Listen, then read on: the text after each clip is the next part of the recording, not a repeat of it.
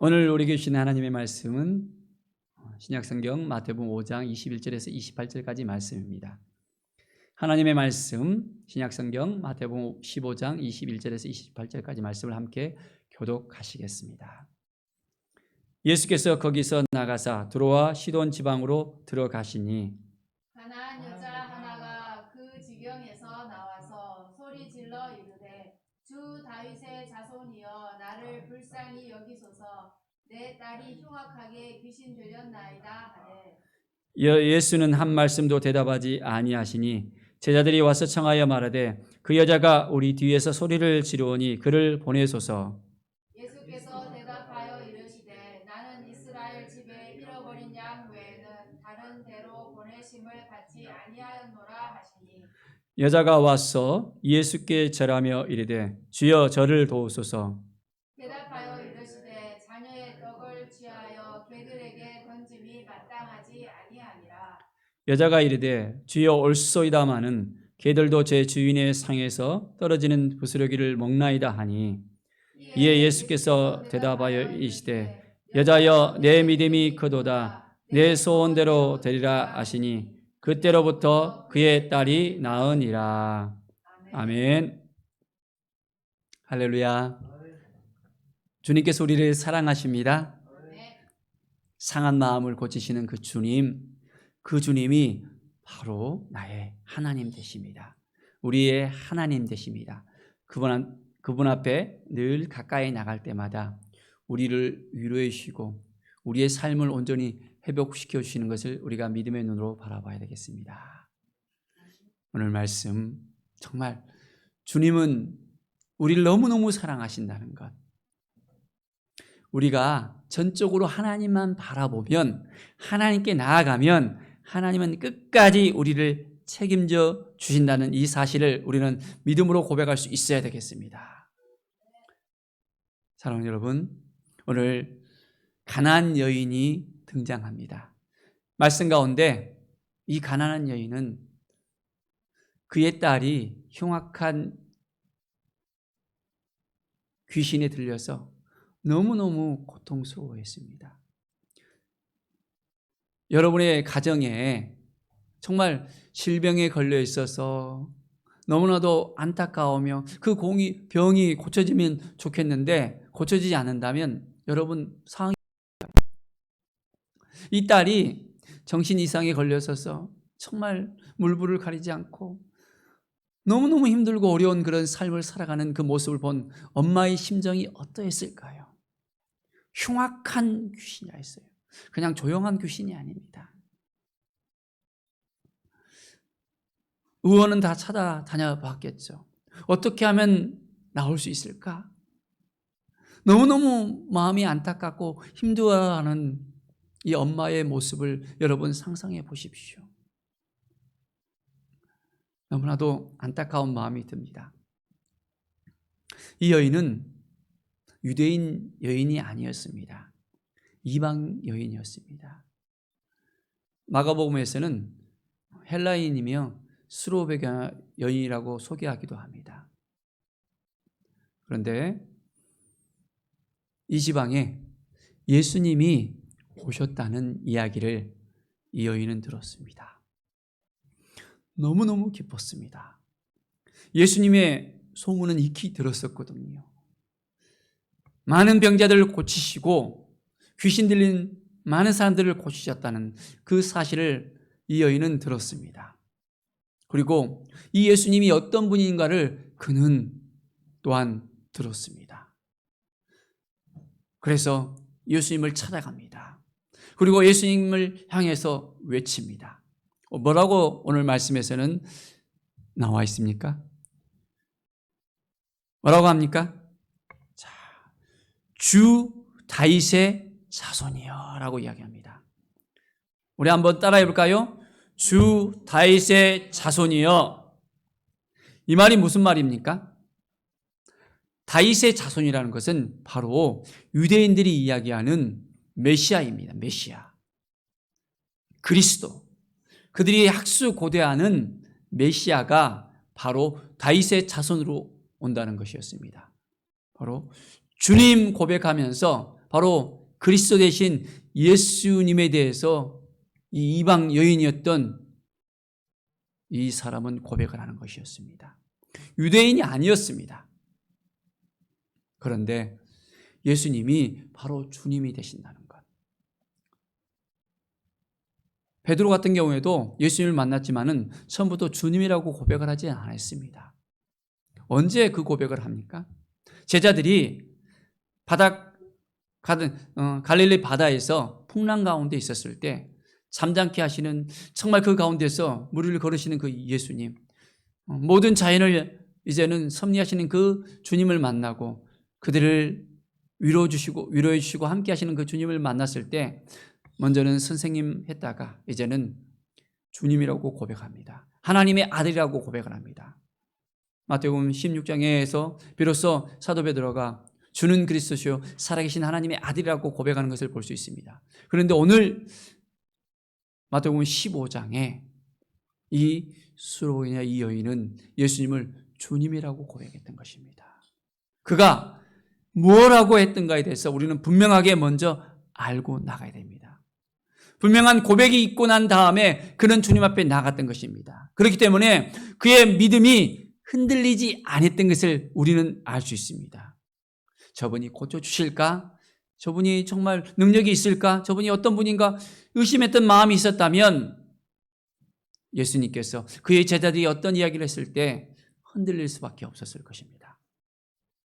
자, 오늘 말씀을 보십시오. 소리 지르면서 나갑니다. 나를 불쌍히 여겨 주소서라고 이야기합니다. 뭐라고 합니까?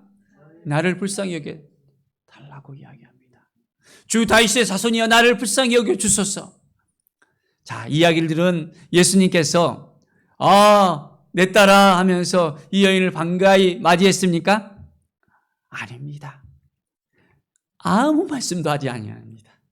그냥 요즘 말로는 쌩간다는 얘기를 하죠. 쌩까버렸습니다. 참, 저 같아도 마음이 상할 수 있을 것입니다.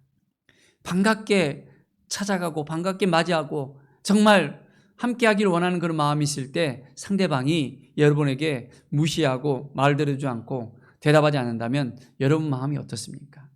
많이 불편하겠죠. 화가 날 수도 있겠죠. 그렇죠? 그런데 이제 예수님뿐만 아니라 예수님의 제자들의 그 모습을 한번 보십시오. 어떻게 했습니까?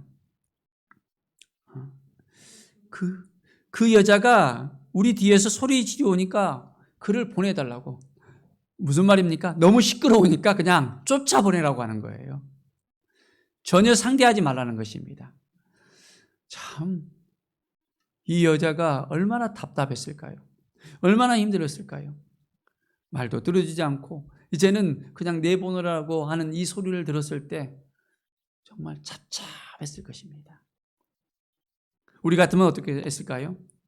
화가 막 오르지 않았을까요? 너무너무 힘들었을 거죠. 예수님께서는 그 말 위에 또한 덧붙입니다. 내가 이곳에 온 것은 바로 이스라엘의 잃어버린 양을 찾으러 왔다는 것. 이방인을 위해서 오지 않았다는 것을 갖다가 대놓고 이야기하는 거예요.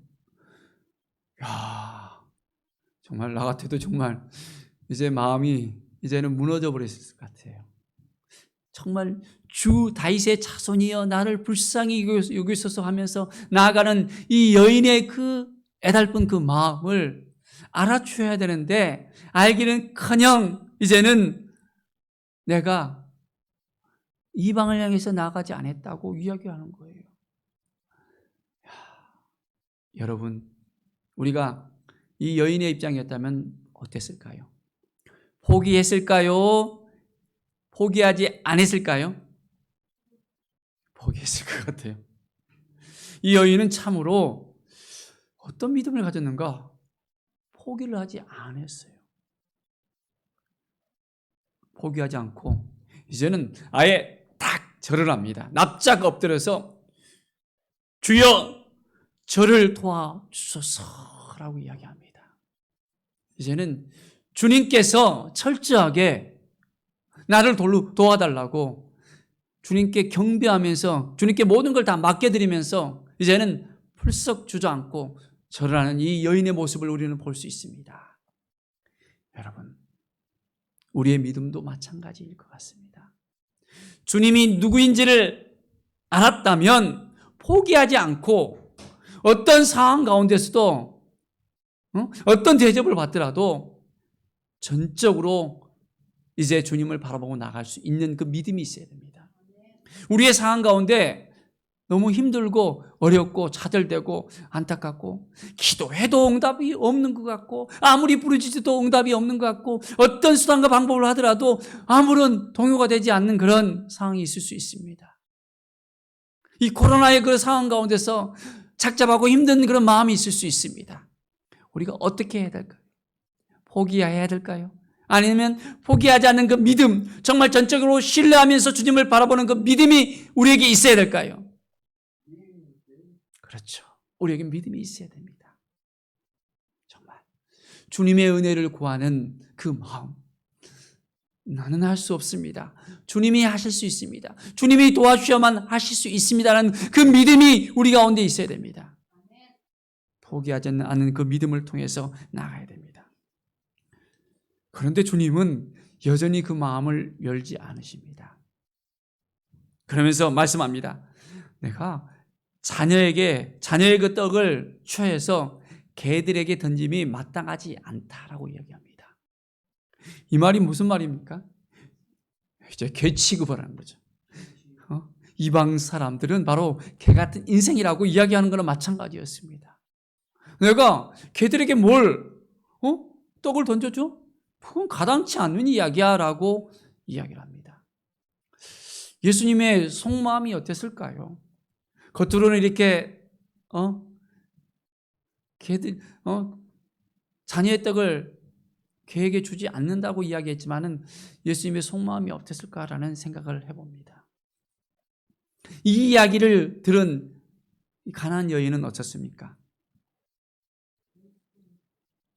우리 같으면 어떻게 말했을까요? 막 불이 나왔고는 대들면서 당신 그렇게 말하는 것이 정말 그래도 됩니까? 하면서 막 쌍욕을 할 수도 있을지도 모르겠어요. 우리에게 당신 XX 같다고 이야기하면 가만히 있습니까? 화가 일어나갖고는 당신이 뭔데 하면서 대들 수 있을 것입니다. 그런데 이 가나안 여인은 그렇지 않았습니다. 뭐라고 합니까? 당신의 말이 옳습니다. 뭐라고요? 주님이 우리를 어떻게 대접하더라도 어떻게 말하더라도 주님 앞에 모든 걸 다 내려놓고 주님 당신의 말이 맞습니다. 내가 이렇게 힘들더라도 어렵더라도 내가 어찌할 수 없는 그런 상황일지라도 주님 당신이 옳습니다 하면서 주님께 모든 걸 다 맡겨드리는 우리의 믿음이 필요한 것 같습니다. 철저하게 주여 옳소이다마는. 그런데 그 다음에 이야기가 정말 전국을 찌르는 말이었죠. 개들도 제 주인의 상에서 떨어지는 부스러기를 먹나이다. 정말 이 여인의 이 말은 정말 예수님의 마음을 완전하게 이제 바꿀 수 있는 그런 전국의 말이었습니다.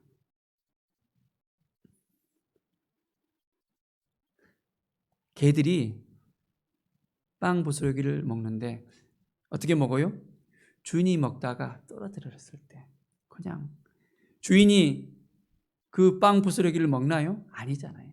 개들이 찾아와서 먹는다는 거예요. 나는 개 같은 인생입니다.